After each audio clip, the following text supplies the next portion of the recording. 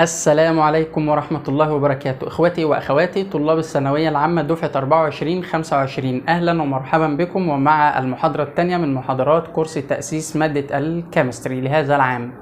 النهاردة إن شاء الله هتكون المحاضرة الثانية واللي هنتكلم فيها عن تفاصيل مهمة هنحتاجها خلال المنهج بتاعنا إن شاء الله. يلا بينا.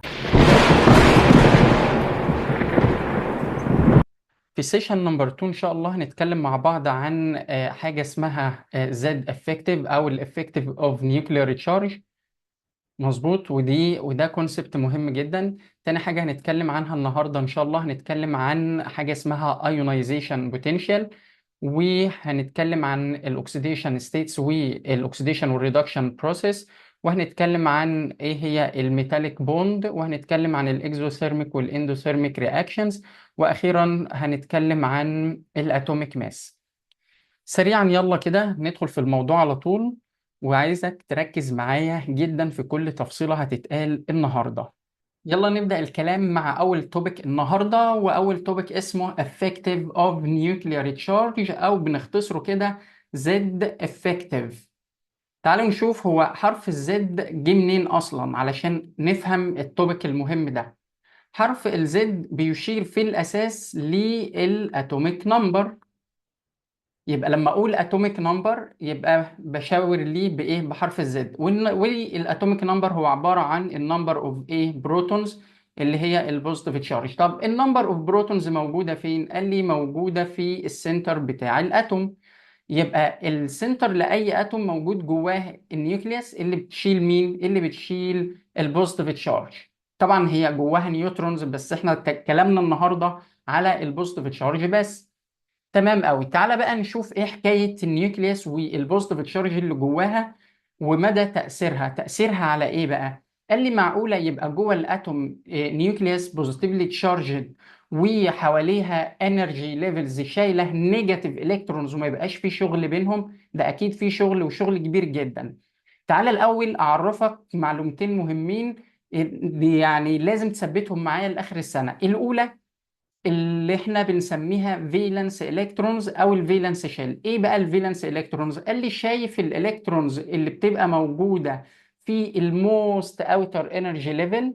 ايوه شايفهم كويس. في اي اتوم اي الكترونز في الاخر ناحيه بره، دول بنسميهم فالنس ايه؟ بنسميهم فالنس الكترونز. او الشيل نفسه، الليفل نفسه بنسميه فالنس شيل. الاسمين واحد، اقول فالنس شيل اقول فالنس الكترونز، الاثنين بالنسبه لك تمام. اي انرجي ليفل بعد كده للداخل وانت داخل على النيوكليوس زي الليفل ده او الالكترونز الموجوده فيه بنسميها انر فيلد شيلز. بنسميها ايه؟ انر فيلد ايه؟ شيلز. يبقى الليفل ده بيكون ممتلئ بالالكترونز، هو بالنسبه لي انر يعني ايه؟ يعني داخلي. تمام قوي. هنا بقى نتكلم عن الافكتيف بتاع البوزيتيف تشارج ده. طب الافكتيف ده عباره عن ايه؟ قال لي انت جوه الاتوم بيحصل حاجتين مهمين عكس بعض. الاولى عمليه الاتراكشن، والتانية عمليه الايه؟ الريبالشن. طب الاتراكشن ده ارايزنج بتوين مين؟ قال لي ارايزنج بتوين النيوكليوس اللي هي البوزيتيف تشارج والالكترونز اللي بره اللي هي النيجاتيف تشارج. فبوزيتيف ونيجاتيف هيحصل بينهم اتراكشن. اما الريبالشن هيحصل ما بين الحاجات النيجاتيف وبعضيها، يعني ما بين الالكترونز وبعضيها يحصل ريبالشن. طيب ايه اللي يخص النيوكليوس اللي هي بقى هنتكلم عنها عن الزد افكتيف؟ قال لي يخصها الاتراكشن. هي بوزيتيف هتعمل ايه؟ اتراكشن للفالنس الكترونز اللي بره. السؤال البديهي ليك انت كطالب، هل النيوكليوس او البوزيتيف تشارج دي هيبقى عندها قدرة انها تشد الالكترونز اللي بره بسهولة، ولا في عائق ممكن يقابلها؟ هتقول لي في عائق ممكن يقابلها. ايه اللي هو مين؟ اللي هو الليفل اللي موجود ما بين النيوكليوس او الليفلز اللي ممكن تتواجد ما بين النيوكليوس وما بين الموست اوتر انرجي ليفل. تمام. الليفل اللي هو ما بينهم ده بنسميه ايه؟ اللي احنا سميناه انر فيلد ايه؟ ليفلز. ايا كان بقى عددهم، واحد 1 ليفل او 2 ليفلز او 3 او اكتر. فهنا الليفل اللي هو الانر ده او الليفلز اللي هي الانر دي بتعمل ايه؟ قال لي بتعمل حاجة اسمها سكريننج. سكريننج يعني ايه؟ يعني حجب، يعني بتخبي تأثير النيوكليوس على مين؟ على الفالنس شيلز او الفالنس الكترونز اللي فين؟ اللي بره. فهنا بدل ما تبقى كل النيوكليوس او كل البروتونز اللي فيها بتعمل اتراكشن للالكترونز اللي بره، نلاقيها بتفقد جزء من قوتها. يبقى النيوكليوس اللي هنا او البروتونز اللي هنا بتلوز ايه؟ قدر من الافكتيف ايه بتاعها. ليه بقى؟ قال لي علشان موضوع الانرجي ليفلز اللي هي موجوده ما بين النيوكليوس وما بين مين؟ الفالنس شيلز. الليفلز دي اللي احنا بنسميها الانر شيلز، اللي بتعمل سكريننج افكت، اللي بتقلل من تأثير النيوكليوس على مين؟ على الالكترونز اللي بره. فهنا يظهر الزد ايه؟ افكتيف، اللي هو تأثير الشحنة، تأثير مين؟ البوزيتيف تشارج. طيب تأثيره ده يعني بيبقى كبير ولا قليل؟ قال لي والله بالمنطق انا بقول لك في ليفلز اسمها انر بتعمل سكريننج افكت على الفالنس شيل اللي بره، يعني بتحجب تأثير النيوكليس على الالكترونز الخارجية، وبالتالي تأثيرها هي ايه؟ هيقل لانها بتفقد جزء من قوتها. طيب إذا كل البروتونز اللي موجودة في النيوكليوس دي بنسميها إيه؟ دي اللي بتعتبر بالنسبة لي فول بروتونز، كل البروتونز. أما اللي بيعمل الأتراكشن بس ده بنسميه زد إيه؟ بنسميه زد افكتيف. أتمنى إنك تكون فهمت حاجة. لو ما وضحتش قوي أنا ممكن أسهل عليك حاجة. إحنا اتفقنا إن دي إيه؟ دي البروتونز، حواليها إيه؟ حواليها انرجي ليفلز، طبعا عددهم 7. الالكترونز اللي هتبقى موجودة بره هنا ايا كان عددهم، دول بنسميهم فالنس الكترونز، والليفل نفسه بنسميه فالنس شيل.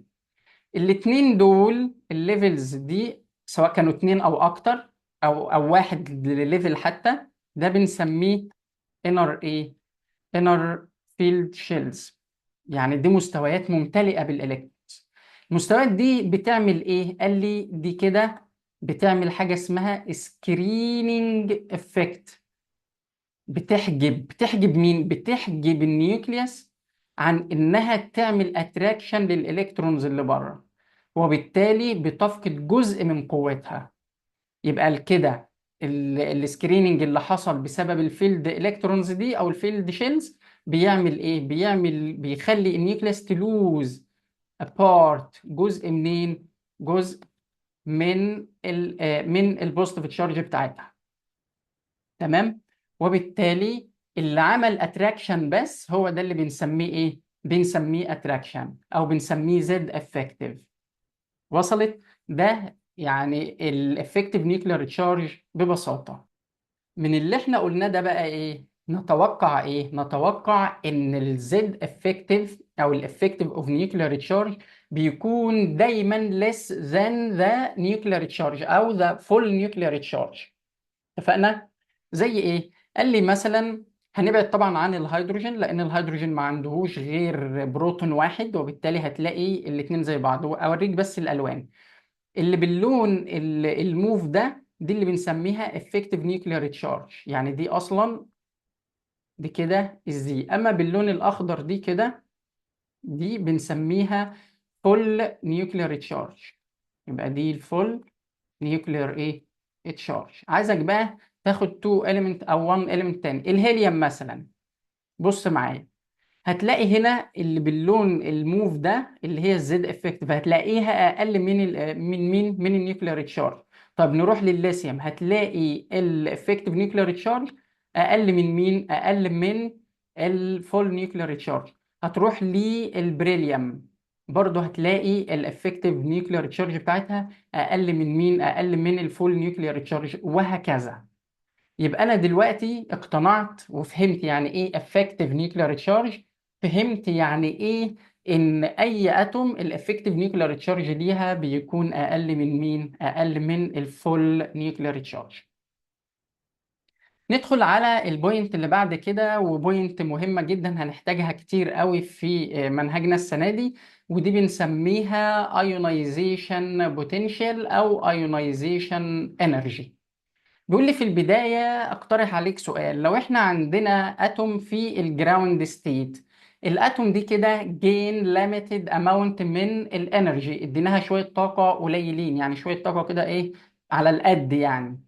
ايه اللي هيحصل؟ قال لي هيحصل ان الالكترونز اللي موجوده جوه الاتوم دي هتابسورب الاماونت من الانرجي، وبالتالي يحصل لها حاجه اسمها اكسايتيشن.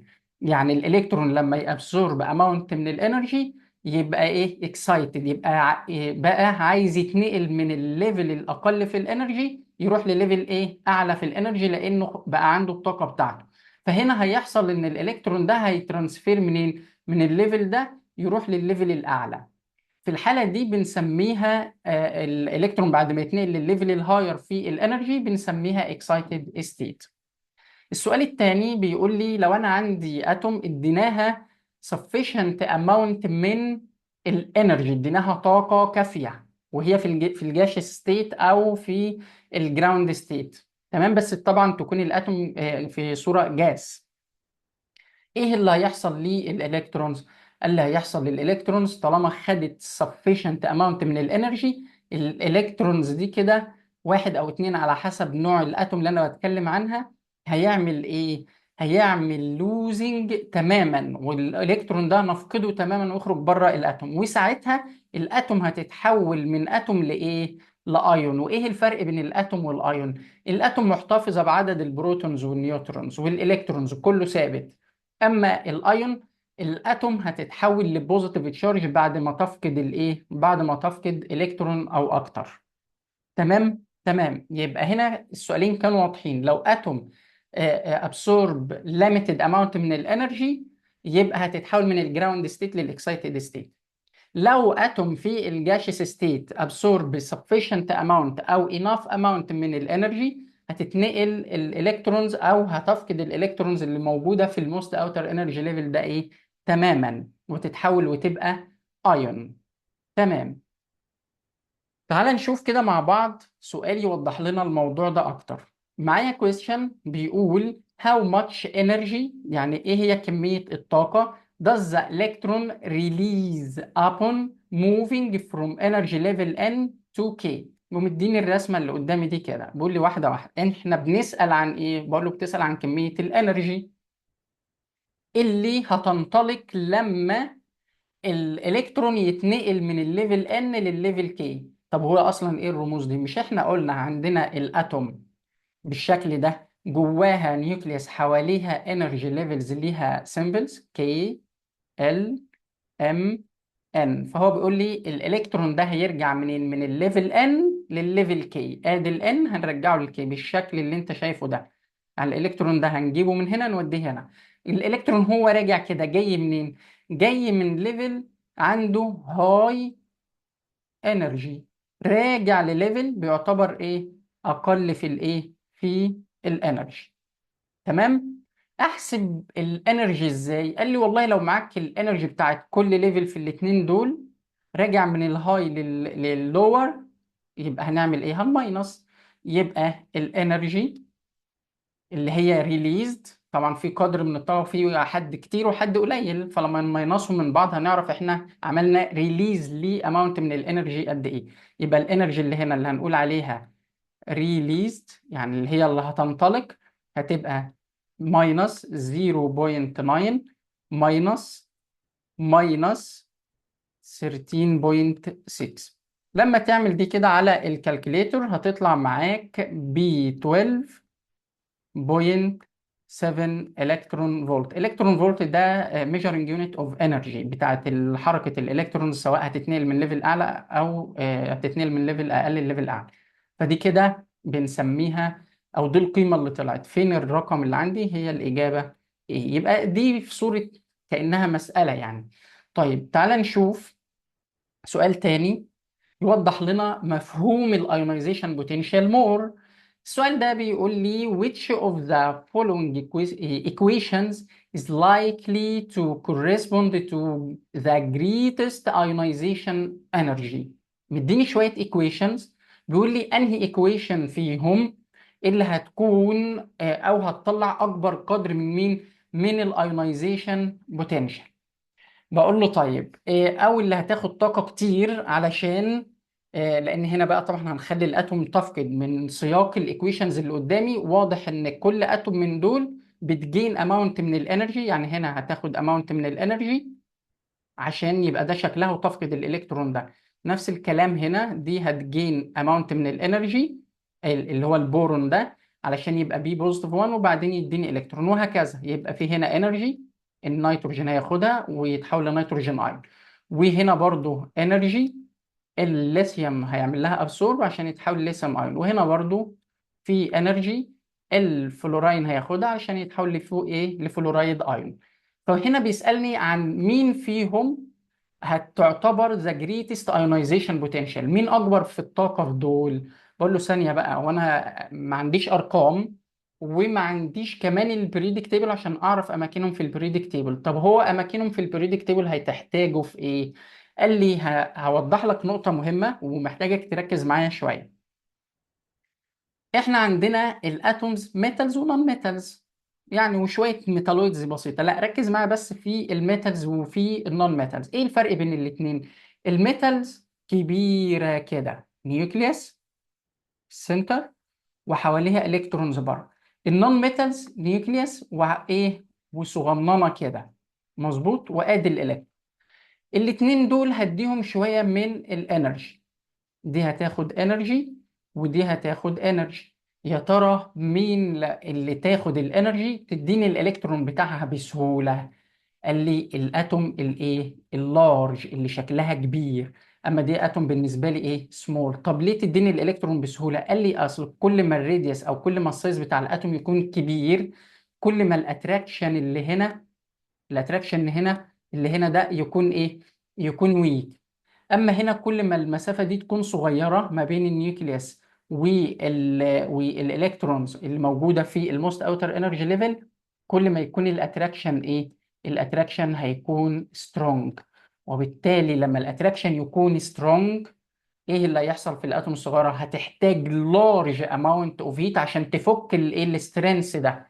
يبقى في ترابط قوي، هتحتاج لارج ايه لارج انرجي. يبقى الاتوم الاصغر بتحتاج لارج اماونت من الايه من الانرجي اللي هي الايونيزيشن بوتنشال تو بي لوز الكترون. اما الاتوم الكبيره بتتلكك بمجرد ما تشم الطاقه، هتديك الالكترون بسهوله. تمام. تمام. طيب ايه علاقه ده بالايكويشنز اللي في السؤال يا مستر؟ قال لي علاقه ده ان في ثوابت انت بتعرفها في البريدك تيبل. زي ايه مثلا؟ زي لما اقول لك مين البيجست البيجست اتوم في البريدك تيبل، هتقول لي السيزيوم. ثوابت لو انت مريت على ده قبل كده. ومين السمولست اتوم في البريدك تيبل، هتقول لي هي الفلوراين. فانت لوحدك هتبص على الايكويشنز اللي في الفايف تشويسز اللي قدامك دي، هتجد مين الفلوراين هي اصغر اتوم في الاختيارات الموجوده. يبقى انا مش مطالب مني اعرف الصوديوم بكام ولا البورون ولا النيتروجين ولا الليثيوم، قد ما انا لقطتها على طول وجبت مين. دي كده بالنسبه لي سمولست ايه سمولست اتوم. والسمولست اتوم عندها strong attraction need large amount of ionization to be loose، وبالتالي الإجابة هتكون E. أتمنى إنك تكون فهمتها. سؤال حلو. نروح بقى للتايبس اوف ionization energy او التايبس اوف ionization potential. عندي ثلاث انواع او اكتر يعني، بس المشهورين قوي عندنا في المنهج بتاعنا واللي هنتكلم عنهم كتير. ثلاثة هما الفيرست ionization potential والسكند ionization potential والثيرد ionization potential. ايه بقى الفرق بينهم؟ قال لي الفيرست ده من اساميهم انت هتعرف. قال لي الفيرست هي الاماونت اوف انرجي اللي الاتوم في الجاشيس ستيت، تمام، بتعمل لها ابسورب، تتحول لمين لاتوم او لايون بوزيتيف 1 بس. دي بنسميها فيرست ايونايزيشن بوتنشال. تمام. وعلشان الايونايزيشن بوتنشال بتبقى ابسوربد، تلاقي دايما الدلتا اتش بتاعتها بوزيتيف، وهنتكلم عن الموضوع البوزيتيف والنيجاتيف ده كمان شويه في الاكزو والاندوثيرميك رياكشنز. تمام. تمام. من السكه كده البوزيتيف بتعتبر اندو، كده كده هنشرحها. تمام. قال لي طب والسكند ايونايزيشن؟ قال لي بقى ان اخد دي كده تاني، اللي هي مين؟ الايون بوزيتيف 1، واديله شويه من الانرجي فيعمل ابسورب ليها، فيلوز كمان الكترون ويتحول ل M2 بوزيتيف. 2 بوزيتيف يبقى السكند ايونايزيشن بوتنشال، يتحول من بوزيتيف 1 لبوزيتيف 2. ودي برضو عشان هي ابسورب هتبقى بوزيتيف واندوثيرميك. طيب الثيرد ايونايزيشن خلاص عرفتها، هتاخد البوزيتيف 2 تديله شويه انرجي، هيلوز الكترون كمان ويتحول لبوزيتيف 3. يبقى من بوزيتيف 2 لبوزيتيف 3 بنسميها ثيرد ايونايزيشن انرجي او ثيرد ايونايزيشن بوتنشال. السؤال هنا مين اكبر، البوزيتيف الفيرست ايونايزيشن ولا السكند ولا الثيرد؟ القاعده بتقول ان كل ما البوزيتيف تشارج تزيد، تمام، كل ما الاتراكشن فورس اللي بتعمله النيوكليس على الالكترونز اللي موجوده في الاوتر انرجي ليفلز بيعلى، وبالتالي بتحتاج طاقه اكتر. يبقى كل ما البوزيتيف تشارج انكريز، ايه اللي هيحصل؟ الايونايزيشن بوتنشال هتكون اعلى. يبقى الثيرد ايونايزيشن اعلى من السكند، اعلى من الثيرد، علشان الثيرد ايونايزيشن بتبقى بوزيتيف 3 اكتر من بوزيتيف 2 اكتر من بوزيتيف 1. يبقى كل ما البوزيتيف تشارج هتزيد، كل ما الايونايزيشن بوتنشال هتزيد. معاك سؤال حلو هيوضح لك الموضوع ده اكتر، ركز معايا.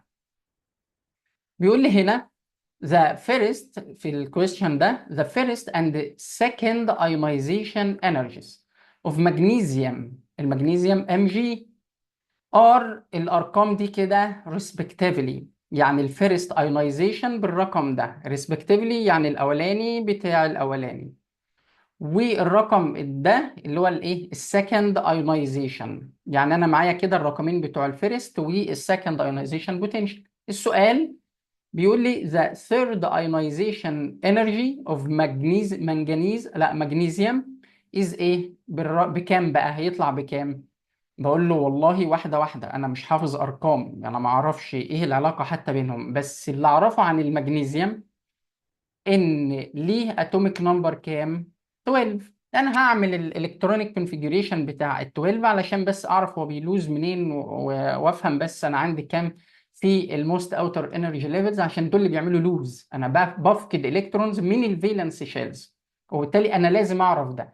قال لي بسيطة، توزعها إزاي؟ وزعها بالطريقة اللي تعجبك. تعمل المغنيسيوم كده وتقول دي النيوكليوس بتاعتي، وبعدين تقول الليفل الاولاني اللي هو الكي، وبعدين تقول ال، وبعدين تقول الام، وبعدين توزع تقول 2 8 2. هتقوم قايل لي ان الفالنس الكترونز بكام؟ ب 2. طيب يبقى دول اللي هيقدروا يعملوا لوز. لو لوزنا، حلوه لوزنا دي، لو هنلوز منهم 1 الكترون هتبقى فيرست ايونايزيشن. يبقى هنا الرقم ده بعد ما نلوز ايه 1 الكترون. طيب والرقم التاني ده بعد ما نعمل لوز للالكترون التاني. حلو قوي. طيب انا لما افقد التو الكترونز تماما اللي كانوا موجودين هنا، حلو، رايح فين؟ رايح هعمل لوز للالكترون التالت من الليفل ال اللي فيه 8 الكترونز، اللي بالنسبه لي كومبليتلي ايه؟ كومبليتلي فيلد. السيشن اللي فات قلت لك انك عندك النوبل جاسز، كل الانرجي ليفلز بتاعتها بتعتبر كومبليتلي فيلد with electrons, no losing no gaining. So they are a stable atoms، هم اتومز مستقرة، وبالتالي صعب ان احنا نخليهم يفقدوا الكترونز. نفس الفكرة هنا، الليفل نمبر ال اللي هو الثاني، تمام، بيعتبر كومبليتلي فيلد ويز الكترونز. لما اجي اخد منه الالكترون رقم 3 اللي هو هيديني الثيرد ايونايزيشن انرجي، ماله بقى؟ انت بتاخده من كومبليتلي فيلد شيل. بقول لك انا صعب افقد اصلا. ده المغنيسيوم بعد ما فقد التو بتوع الليفل الاخير بقى عنده 10. 10 ده يعني بقى نيون، بقى نوبل جاز، تمام. وبالتالي الثيرد ايونايزيشن علشان نفقد الالكترون الثالث هتكون very very high ionization energy، تكون طاقة عالية جدا. وبالتالي لما اجي ادور في الارقام اللي هنا مقارنة بارقام الفيرست والسكند، الفيرست 738، سكند 1400، فانا لما اجي ادور على رقم كبير جدا. لو رحت لل 2188 مش بعيدة عن ال 1400 طبيعية. لو رحت لل 7733 من 1400 روح ل 7000، ده رقم هاي، ده رقم كبير. يشير ان انا بفقد الكترونز من كومبليتلي فيلد ايه شيل. وبالتالي ده منطقي لحد دلوقتي، انا مش هنقول صح ولا غلط. هنا 712 ده اقل من الفيرست، وبالتالي دي كده كده بعيده، زيها زي الاولانيه بعيده. دي 2162، يعني فرقت 2162 عن 2188، احنا ما بنتكلمش بالفكه الخفيفه دي، وبالتالي دي كمان ايه، ريفيوزد او ريجكتد. اذا الرقم الفيصل الكبير اللي بيدل اني باخد الكترون من كومبليتلي فيلد شيل هو الرقم 7000 ده، ايه 733، وبالتالي ده كده الثيرد ايونايزيشن ايه بوتنشال.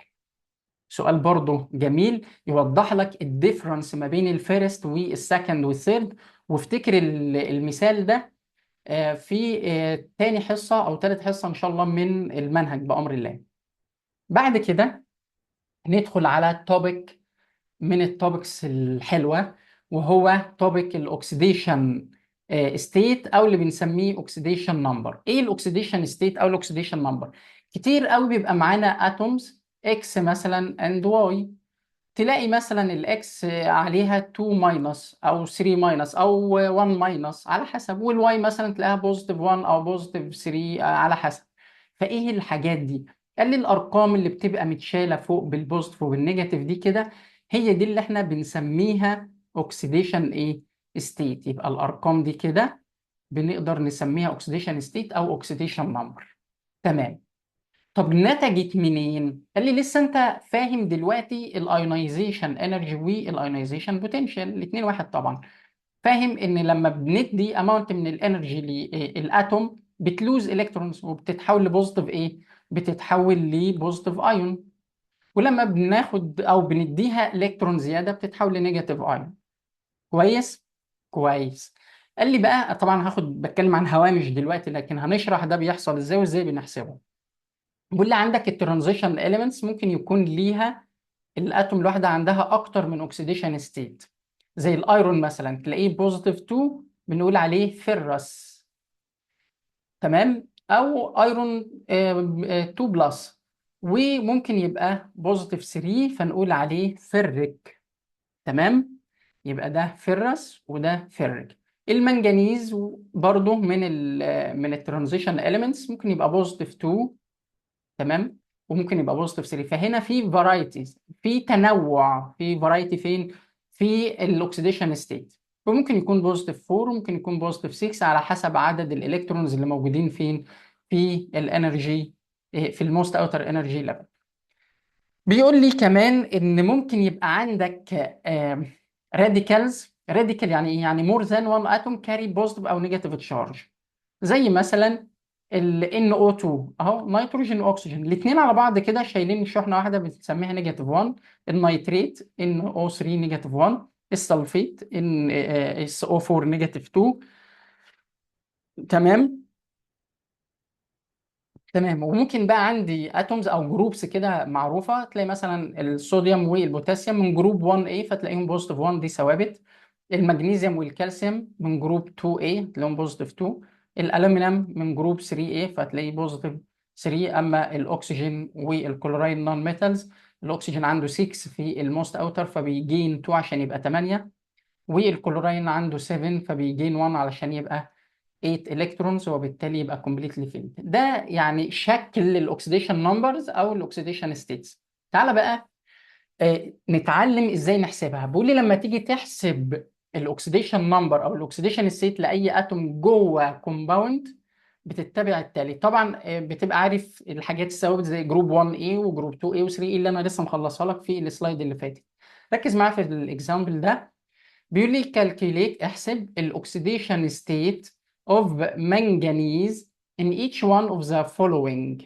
عايزك تحسب لي الاكسيديشن ستيت لمين؟ للمنجنيز، مره في ال MnO، ومره في ال Mn2O3، ومره في ال K2MnO4.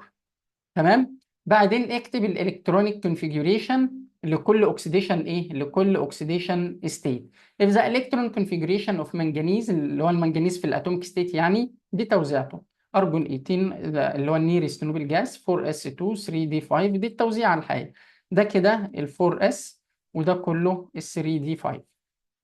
بقول له حلو، انت عايز ايه؟ احسب الاكسيديشن ستيت للمنجنيز في الام ان او. ادي الام ان او.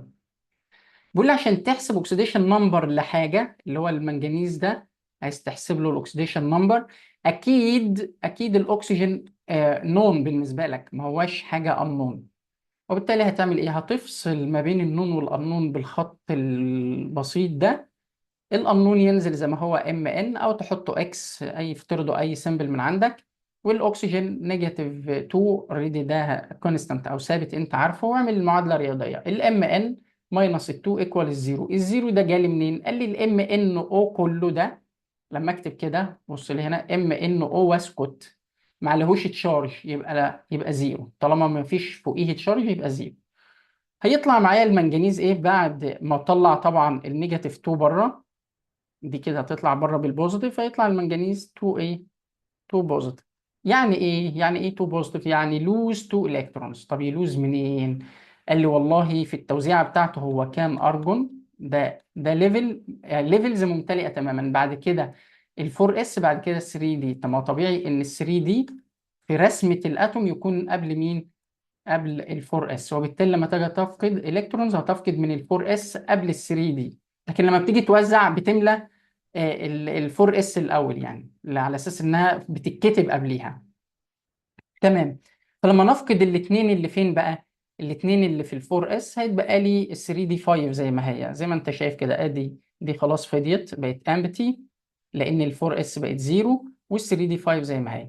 تعال نحسب المنجنيز في ال Mn2O3. هناخد الخط كالعاده. الاكسجين نيجاتيف 2 في 3 بنيجاتيف 6، والمنجنيز عندي منه 2 اتومز، يبقى 2Mn او 2X براحتك. اعمل الايكويشن بتاعتك العاديه 2Mn ماينس 6 ايكوال الزيرو. والزيرو انت عارف جه ازاي. يبقى الام ان ايكوال، هتطلع طبعا نيجاتيف 6 بره بوزيتيف 6 ديفايد 2 يبقى بوزيتيف 3. يبقى هنا هيلوز كمان الكترون من ال 4 اس، سوري من ال 3 دي اللي فيها 5. تمام. هنفقد واحد من هنا، نفقد منين؟ من الاخير ده. فهتلاقي ال 4 اس هنا امبتي، وهنفقد واحد من ال 3 دي اللي كانوا 5، هنشيل منهم واحد فيبقى 4، وتلاقي دي كده فضيت. نروح على المنجنيز هنا، هنكسر في ال K2MnO4، نحط في فواصل ما بين كل اتوم والتانية.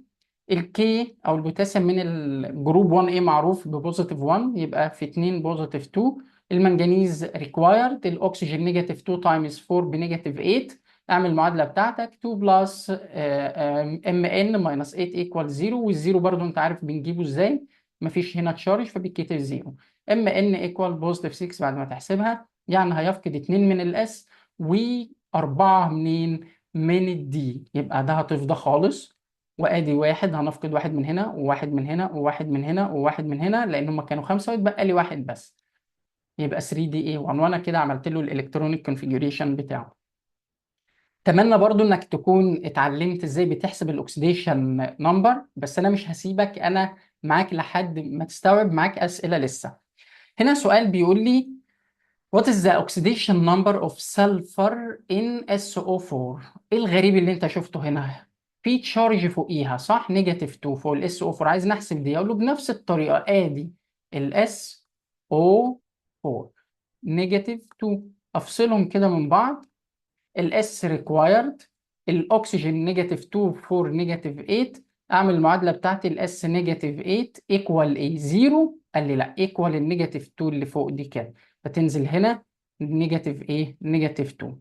اطلع النيجاتيف 8 بره، تديني الاس ايكوال بوزيتيف ايه؟ بوزيتيف 6. وادور عليها في التشويسز بتاعتي، هتطلع الاجابه لتر دي. تمام. نروح لسؤال تاني. مفيش سؤال تاني بقى خلاص.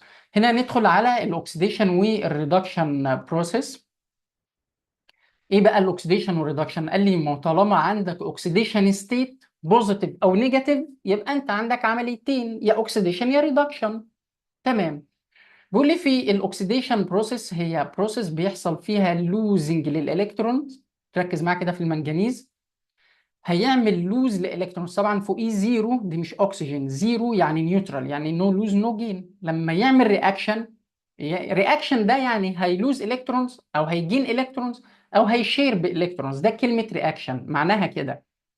فلما هيلوز الكترونز من اللي عنده على حسب عدد الالكترونز الموجودين في الموست اوتر، هيبقى زد ان 2 بلس. هنا فقد وتحول لايه؟ لزد ان 2 بلس وفقد 2 الكترونز. لما ابص للزيرو والبوزيتيف 2، هتلاقي من زيرو لبوزيتيف 2 الرقم ده ايه؟ زاد. يبقى الاكسيديشن بيحصل فيها حاجتين، الاولى لوزنج الكترونز، الثانيه انكريسنج في الاكسيديشن نمبر. تمام تمام. نيجي طب اديك مثال، يعني لو انت لسه تايه.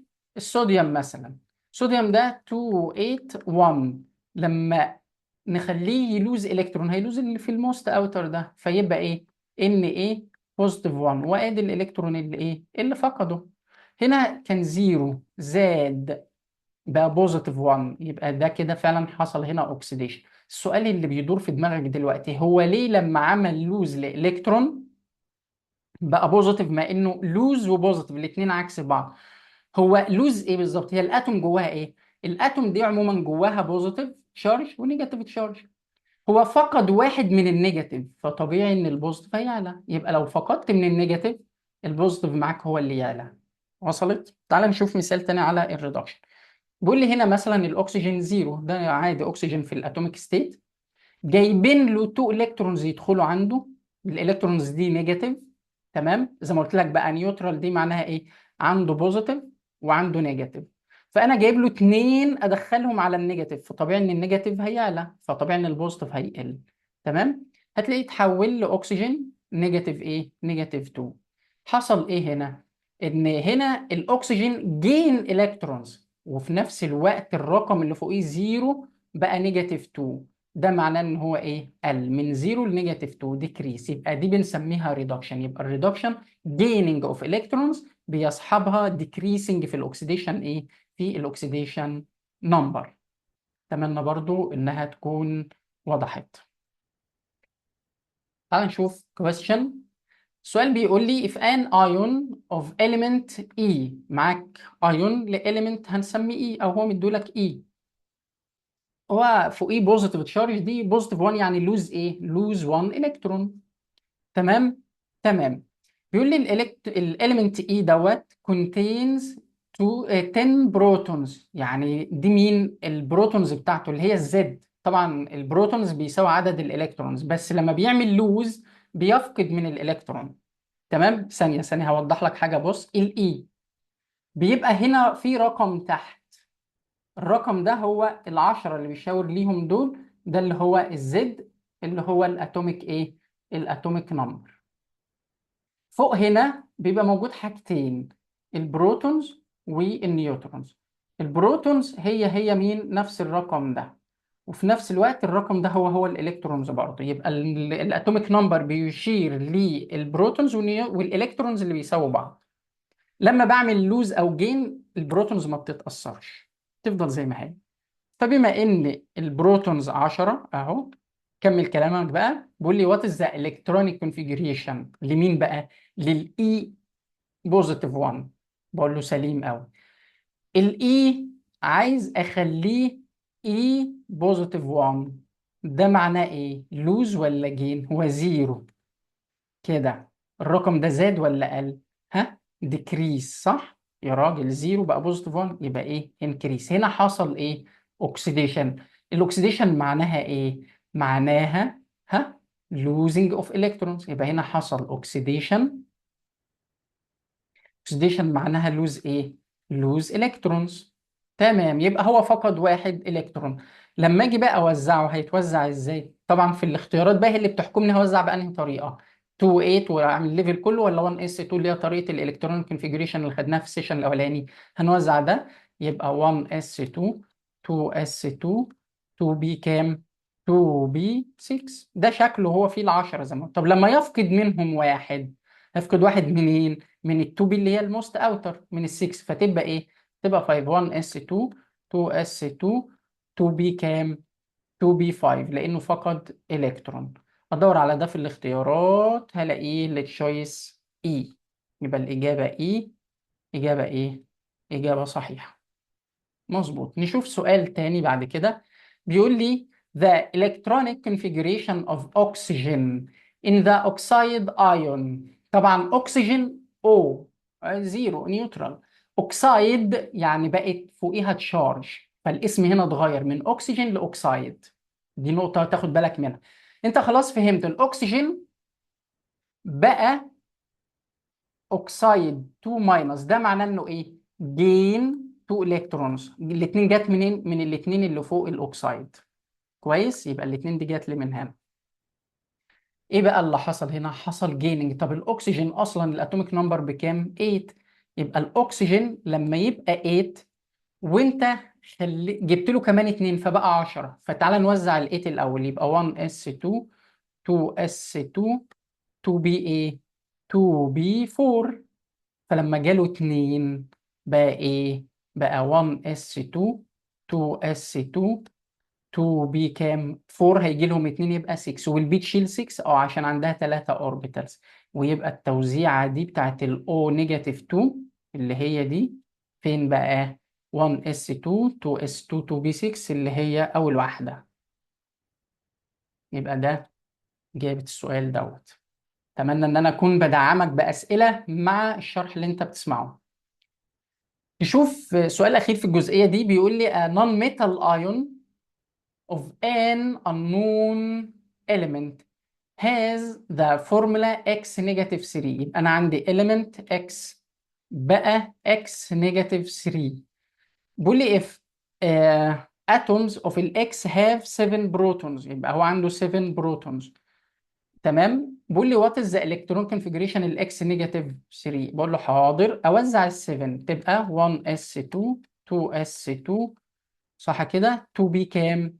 2 بي 3. وهو بقى نيجاتيف 3، يعني في 3 هيزيدوا على 3 دول فيبقى 6. يبقى 1 اس 2، 2 اس 2، 2 بي كام؟ 3 على 3 يبقى 6. والبي تشيل 6، تشيل 6 عشان عندها 3 اوربيتالز، كل اوربيتال بيشيل 2. يبقى 2 ملتبلاي 3 يبقى كام؟ يبقى 6. الالكترون كونفيجريشن دي فين بقى؟ اللي هي الاجابه بي.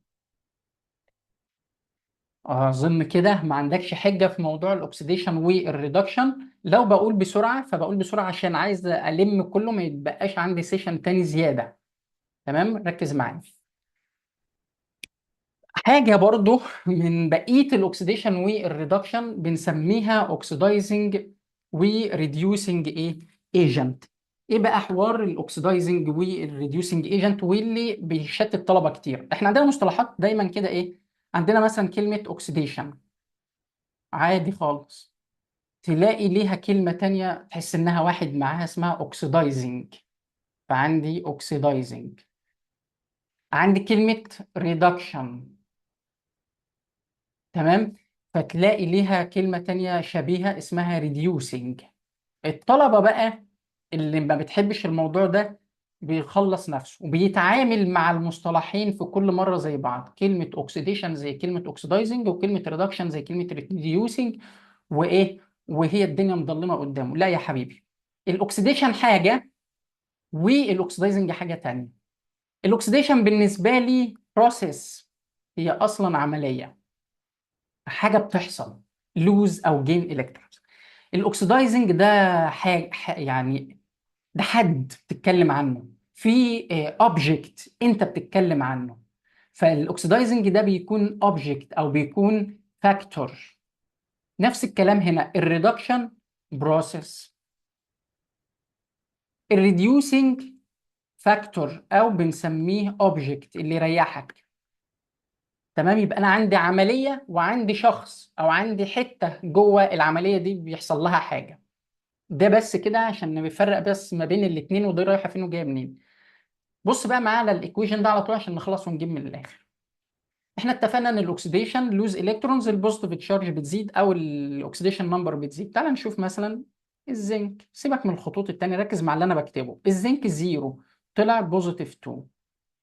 حصل الرقم ده زاد ولا قل؟ زيرو بوزيتيف 2 زاد، يبقى دي اسمها اوكسيديشن. يبقى دي الاكسيديشن. مين اللي حصل له اوكسيديشن؟ الزنك. تمام. تمام. سيبك من الاكسدايزنج والريديوسنج دلوقتي، تعالى معاه اللي جنبه. السي يو 2 بلس، 2 بلس طلع زيرو. ايه اللي حصل؟ 2 بلس بقت زيرو، الرقم قل، ديكريس، يبقى هنا حصل ريدكشن. يبقى انا مبدئيا سهل عليا احدد الاكسيديشن والريدكشن بروسيس. فاضل لي الفاكتورز، فاضل لي الايجنتس، فاضل لي الاوبجكت، ايه بتشتغل ايه. قال لي ثانيه واحده، ارجع بقى للزنك، حصل له ايه؟ اوكسيديشن. يعني ايه؟ يعني فقد الكترونز. طب مين اللي فقدوا الالكترونز؟ مين اللي كان محتاج الكترونز فخلى الزنك يلوز؟ قال اللي جنبه، الكبر ايونز. يبقى الكبر ايونز ده بيشتغل عند الزنك اوكسيدايزنج ايجنت. يبقى مين اللي اكسد الزنك يخليه يلوز؟ اللي جنبه. اللي اصلا اللي جنبه حصل له ايه؟ حصل له ريدكشن. طب مين اللي خلى الكبر ايونز يحصل له ريدكشن؟ قال لك مين؟ اللي جنبه. صح؟ يبقى اللي خلى ده يحصل له ريدكشن اللي جنبه، يبقى اللي جنبه بيشتغل ريديوسنج ايجنت بغض النظر هو حصل له اوكسيديشن ولا ريدكشن. وصلت؟ وصلت. يبقى هنا عندي بروسيس الاكسيديشن، اللي حصل له اوكسيديشن بيشتغل عند اللي جنبه ريديوسنج ايجنت، واللي حصل له ريدكشن بيشتغل عند اللي جنبه اوكسيدايزنج ايجنت. اتمنى انك تكون فهمتها، مش هعيد وازيد فيها علشان انا متاكد انها وصلتك، ولو ما وصلتكش رجع الفيديو سيكا كده هتفهم الدنيا بتقول ايه. ندخل على السؤال ده. بيقول لي the following equation shows an oxidation reduction reaction. مديني معادله بيقول لي حصل فيها oxidation و reduction. بيقول لي السؤال هنا which of the following gains electrons. بقول له ما اعرف مين اللي حصل له oxidation. قال لي واحده واحده واحده واحده. بص على الايكويشن كده، ادي الايكويشن. عندي صوديوم لوحده طلع ماسك في حاجه سهله، اللي لوحده دايما زيرو، ايه رايك؟ وجوه الحاجه بحسبه، تعالى نحسب ال NaOH. هنا ال Na بكام؟ تعالى نشوف. ال Na مش عارفه، عايز احسبه. ال OH على بعضها من الحاجات المحفوظه نيجاتيف 1. اعمل معادله ال Na نيجاتيف 1 ايكوال 0. الزيرو جه منين؟ مفيش تشارج فوق هنا، يبقى ال Na ايكوال بوزيتيف 1. يبقى دي كده بوزيتيف 1. حصل له ايه بقى؟ الرقم زاد ولا قل؟ زيرو بقى بوزيتيف 1، انكريز. يبقى حصل له اوكسيديشن. تمام. طيب اكيد اللي جنبه هو اللي حصل له ريدكشن. مين في اللي جنبه؟ اللي طلع لوحده بره. مين اللي طلع لوحده؟ الهيدروجين، صح؟ يبقى الهيدروجين اللي جوه ده هو اللي حصل له ايه؟ ريدكشن. طب انا هحسبها يا مستر. عايز تحسبها احسبها بنفس الطريقه اللي انا عملت بيها دي، بس ما اطولش عليك. تعال، ال H2O نحسب ال H بكام قبل السهم؟ 2H. الاكسجين نيجاتيف 2. اعمل المعادله، يبقى 2H نيجاتيف 2 ايكوال 0. يبقى 2H ايكوال بوزيتيف 2. يبقى ال H لوحدها بوزيتيف 1. يبقى هنا ال H هنا بوزيتيف 1 وهنا 0. الرقم ده زاد ولا قل؟ قل. يبقى هنا حصل ريدكشن. يبقى اللي حصل له ريدكشن الهيدروجين. طب هو في الاختيارات؟ تمام. في الاختيارات بس اهو. لا يا حبيبي، ده اسمه هيدروجين جاس. اللي حصل هنا انا عايز هيدروجين اتوم هي اللي حصل لها ريدكشن. تمام. يبقى الهيدروجين اتوم موجوده فين؟ او هيدروجين ايون موجوده فين؟ موجوده جوه الووتر. يبقى انا عايز اتش بوزيتيف. عارف لو كان قال لي الاتش بوزيتيف هي اللي حصل لها ريدكشن اقول لك صح. انما الاتش 2 ده ناتج الريدكشن، طلع بره. وبالتالي اللي حصل له ريدكشن حاجه من اتنين. في الميه يا هيكون الاتش بوزيتيف او الاتش 2 او على بعضيها. فمين اللي موجوده فيهم في الاختيارات؟ الاتش 2 او. يبقى الاجابه بتاعتي ايه؟ هي الاجابه ايه؟ سليمه. اتمنى بقى تكون الاسئله دي فهمتك يعني ايه اوكسيديشن وريدكشن. انجز بقى معايا كده وادخل في النقطة اللي قبل الأخيرة، وهي نقطة الميتاليك بوند. من اسمها ميتاليك، جاية من ميتالز. مظبوط، جاية منين؟ من ميتالز. تمام قوي. ايه بقى الميتالز؟ الميتالز معروف عنها انها دينس، سترونج، هاردر. الترابط والقوة دي جاية منين؟ قال لي جاية ان حتة الميتال عبارة عن ايه؟ عبارة عن اتومز جنب بعض، كريستالين لاتس. بيقول لي هنا كل اتوم جواها بوزيتيف تشارج، فالمنطقي ان البوزيتيف تشارج تعمل مع بعضيها ريبالشن، فيخلي ايه؟ الاتوم او الميتال ده غير متماسك. فقال لي نتيجه لوجود الكترونز في الفالنس شيلز، تمام. الشكل ده الالكترونز دي نيجاتيف، بتقلل الريبالشن ده، بالعكس بتقلبه لايه؟ لاتراكشن. بعد ما كان في ريبالشن ديو تو البوزيتيف تشارج، اتحول لاتراكشن ديو تو الالكترونز النيجاتيف اللي هي ارايزنج بتوين البوزيتيف تشارج وبعضها، اللي هي النيوكليار، اللي هي النيوكليار. تمام. فهنا بتحصل الايه؟ الميتاليك بوند او بتتكون. تمام. بص بقى معايا في الحتة دي كده، ثانية، ركز معايا معلش ثواني. هنا اهو، نجيب الماوس ده. بص معايا في في اللقطة اللي ظهرت لك دي، ده ايه؟ ده كده الميتال اتومز.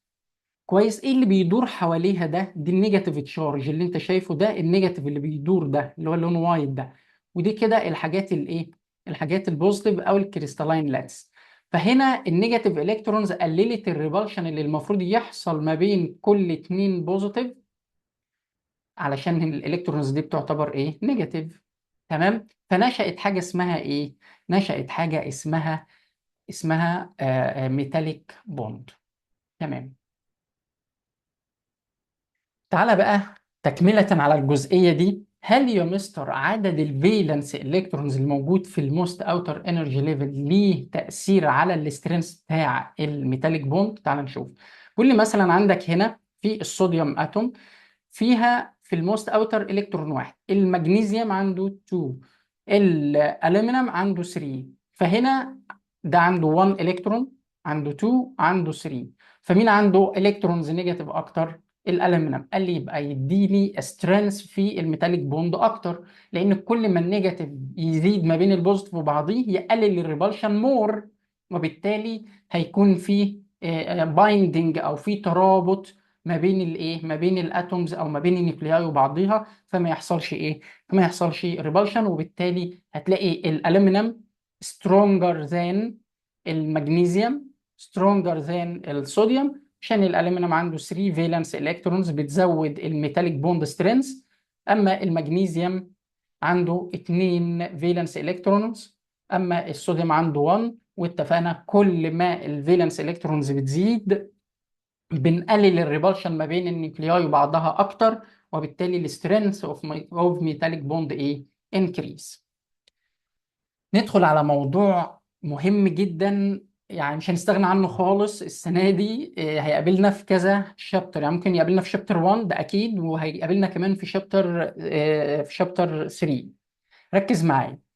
الاكزوثيرميك والاندوثيرميك رياكشنز باختصار وفي عجاله يعني كده، علشان ما نطولش في الموضوع ده كتير. الاكزوثيرميك رياكشنز، ركز، هشرحها لك من خلال ايكويشن. بقول لي لو عندك A بلس B، الاثنين دول كده، والاثنين دول انا هسميهم ايه؟ قال لي هنسميهم، سوري بس نجيب قلم سن واضح شويه. دول رياكتنت بالنسبه لي. دول اسمهم ايه؟ رياكتنتس، يعني المواد اللي هتتفاعل. هيطلعوا لي السي والدي، ودول بنسميهم برودكتس، دي النواتج. هتلاحظ في الاكزوثيرميك رياكشن في شويه هيت كده موجودين جنب البرودكتس. ده معناه ايه؟ ده معناه ان هيت الرياكتنت اللي هي اللي بره دي كده بنسميها هيت اوف رياكتنت، والتانيه دي هنسميها هيت اوف برودكت. الهيت اوف برودكت جنبها هيت تبقى اقل من الهيت اوف رياكتنت. هو يعني ايه هيت يا مستر اوف رياكتنت وهيت اوف برودكت؟ قال لي الهيت اوف رياكتنت نتجت من ايه؟ دي اتومز او كومباوندز. عباره عن ايه؟ عباره عن اتوم جواها نيوكليوس وحواليها انرجي ليفلز فيها الكترونز نيجاتيف، بيحصل بينهم اتراكشن وفي ريبالشن ما بين النيجاتيف تشارجز وبعضيها، صح؟ وفيه بوتنشال انرجي وفي كاينيتيك انرجي بتحصل، فبيتولد عنها هيت. فاصلا في حاجه اسمها انترنال انرجي بتعتبر ستورد فين؟ في الاتومز او بتوين المولكيولز. فدي بنسميها هيت. لو هي للرياكتنت بنسميها هيت اوف رياكتنت، لو هي في البرودكت بنسميها هيت اوف برودكت. طيب هو ليه بقى الهيت اوف برودكت هي اللي جنبها كلمه هيت في الاكزوثيرميك؟ اللي واحده واحده. المفروض في الثيرموكيميكال ايكويشن عموما يبقى فيه بالانسنج من حيث الهيت. فيه يعني ايه بالانس؟ يعني هيت الرياكتنت تكون ايكوال هيت البرودكت. تمام. عشان يبقى فيه توازن حراري. فبما ان في هيت جنب البرودكت، ده معناه ان هيت البرودكت نفسها اقل من هيت الرياكتنت. لما اجمع دول على بعض هيت البرودكت مع الهيت اللي معاها يساوي الاثنين مع بعض هيت الايه الرياكتنت. تمام قوي. قال لي واحده واحده بقى. طيب انا عايز اوضح ده بجراف. قال لي بسيطه، هتعمل جراف بسيط على الاكس اكسس، هتحط الرياكشن بروجريس او الرياكشن دايركشن، اللي هو الرياكشن بيمشي منين. بقول له كده من الرياكتنت البرودكت. وعلى الواي اكسس هتحط البوتنشال انرجي بتاعتك، هتحط الطاقه بتاعتك. بقول له حلو. طبعا انت عارف ان الاكس اكسس والواي اكس الارقام عليهم بتزيد، يعني هتبقى زيرو، بعدين مثلا تقول 10، بعد شويه تقول مثلا 20، بعد هنا تقول 30، وهكذا يعني. تمام. تمام. فانا لما اجي احط الرياكتنت والبرودكت على الواي اكسس اللي هو بتاع الانرجي، فانا طبعا احطهم بناء على ايه؟ على قيمه كل واحد فيهم. هيت الرياكتنت اكبر من هيت البرودكت، فهاخد رقمين، الرقم ده اللي هو 10 والرقم ده مثلا اللي هو 30. إيه 10 اقل من 30؟ طب مين اقل من التاني؟ البرودكت. يبقى ده هيمثل لي البرودكت اللي هم مين؟ السي بلس الدي. والتاني ده الرياكتنت هيمثل لي الاي بلس البي، لان حرارته اعلى هو فوق والبرودكت تحت. الرياكشن بيمشي منين؟ من الرياكتنت البرودكت، زي ما انت شايف كده في الاتجاه ده. تمام. او في الاتجاه ده، يعني اختصر كده الحته اللي فوق دي هنفهمها في الشابتر 3 ان شاء الله، بنسميها اكتيفيشن انرجي. تمام كده. قال لي تمام، يعني الرسمه لحد ما وضحت. قال لي الديفرنس ما بين الهيت اوف رياكتنت والهيت اوف برودكت بنسميه دلتا اتش. اللي قدامك ده اللي هي ستاندرد اوف دلتا اتش، هتلاقي عليها زيرو يعني ستاندرد. هي الديفرنس ما بين الهيت اوف برودكت والهيت اوف رياكتنت. يبقى الاتش الدلتا اتش هيت اوف برودكت ماينس الهيت اوف رياكتنت. هتحسبها في الاكزوثيرميك رياكشن هتطلع معاك نيجاتيف فاليو، لانك بتطرح رقم صغير من رقم ايه؟ من رقم كبير، فطبيعي هتطلع معاك ايه؟ نيجاتيف فاليو. يبقى الاكزوثيرميك رياكشنز الدلتا اتش بتاعتها على طول نيجاتيف فاليو، لانها ايه؟ ريليز انرجي، بتفقد طاقه، بتلاقيها موجوده فين؟ في البرودكت. اتمنى انك تكون فهمت يعني ايه اكزوثيرميك رياكشن. نفهم الاندوثيرميك علشان هي عكس الاكزو. هاخد لك رياكشن نفس الرياكشن اللي فات ده. ماشي، ركز معايا كده. عندي الاي بلس البي، دول بنسميهم رياكتانتس، والسي بلس الدي بنسميهم برودكتس. المرة دي بقى شايف الهيت جنب مين؟ جنب الرياكتنت. يبقى هيت البرودكت لوحدها أكبر من هيت الرياكتنت لوحدها، وبتساوي هيت الرياكتنت بلس هيت الايه اللي جنبيها دي. تمام. تمام. او حطها على الاكس اكسس اهو يا سيدي، 0، 10، وهنا دي هتبقى 20 مثلا. دي كده بقت 30. هتاخد رقمين، رقم كبير ورقم صغير، مقارنة بقيمة الهيت اوف برودكت والهيت اوف رياكت. الرقم الكبير هيبقى بتاع البرودكت اللي هو ده اهو. طبعا رحت بعيد ليه؟ عشان هو بيمشي في الاتجاه ده، عشان ده الرياكشن ايه؟ بروجريس. فده البرودكت اللي هو السي بلس الدي. تمام. والرياكتنت اللي هي الاي بلس البي. الديفرنس بينهم الاتش برودكت ماينس الاتش رياكتنت، لازم هيطلع لك بوزيتيف فاليو، لانك بتشيل رقم صغير من رقم كبير، فيطلع معاك بوزيتيف فاليو. يبقى اندوثيرميك، لانه هنا ابسورب ايه؟ انرجي. يبقى اللي بيمتص طاقه بنقول عليه اندوثيرميك، والدلتا اتش بتاعته ايه؟ بوزيتيف. ابسورب ليه؟ عشان الهيت جنب الرياكتنت. الرياكتنتس هتاخد شويه الهيت دول علشان تعمل الايه؟ الرياكشن بتاعها. السلايد اللي جايه فيها الشرح اللي انا قلته ده مجمع، فيعني هبقى اسيبها لك يعني، فانما هو اتشرح. تمام. تعال نشوف مثال ياكد لنا اللي احنا قلناه ده. بيقول لي في الكويشن ده، بيقول لي in the following plot اللي هو الجراف ده the chemical equation that best describes this reaction. يعني هيكون مين؟ انهي تفاعل؟ مديني رسمه وبيقول لي انهي تفاعل في دول هيوضح ده. بقول لا لا لا، انا بفهم الرسمه بقى. مستر قال لنا ان الاخير من ناحيه اليمين ده، سواء فوق شويه او تحت شويه، ده اللي هو الايه؟ البرودكت. تمام. كويس. وده مين؟ وده الرياكتنت. حلو. ده الرياكتنت.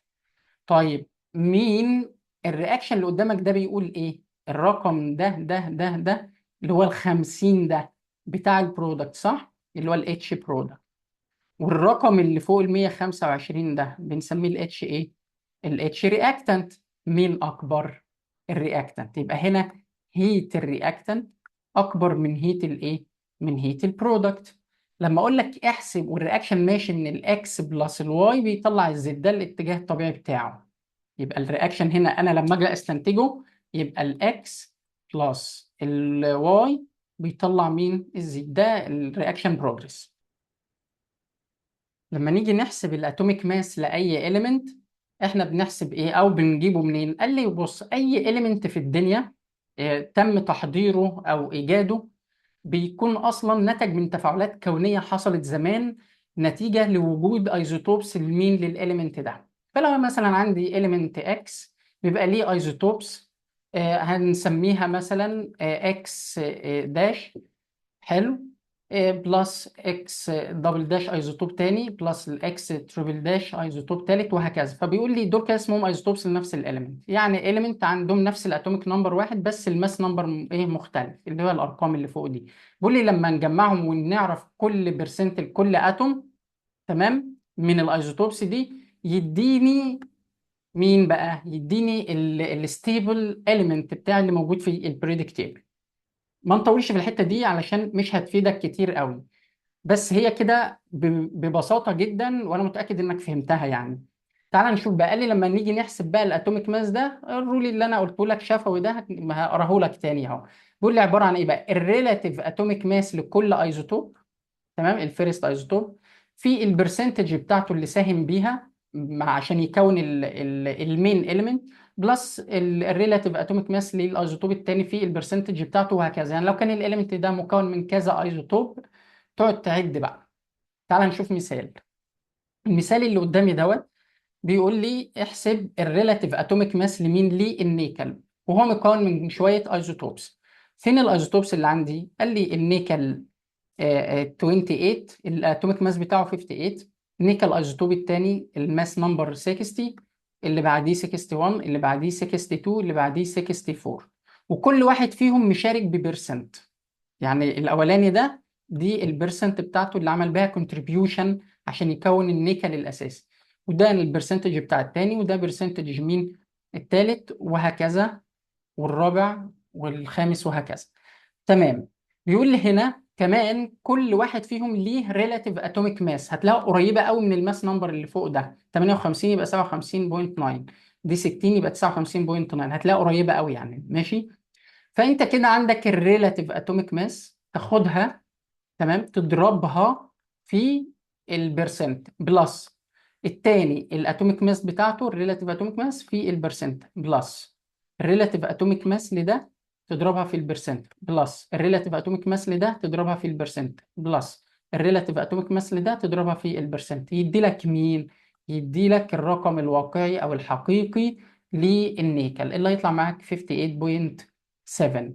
يبقى النيكل اللي موجود في البريدك تيبل اللي هو الاتوميك نمبر 28 اللي موجود عندك اللي انت بتعمل بيه 58.8.7. الحاجات التانية دي ستيبل ولكن هي ايزوتوبس، ده المتوسط بتاعها.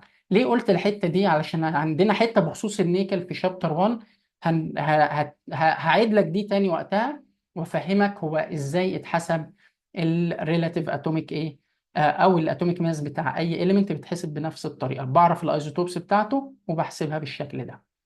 وبكده نكون خلصنا محاضره النهارده. اتمنى تكون استفدت منها اكبر استفاده ممكنه، تفيدك ان شاء الله في منهج الكيمستري لهذا العام. سلام.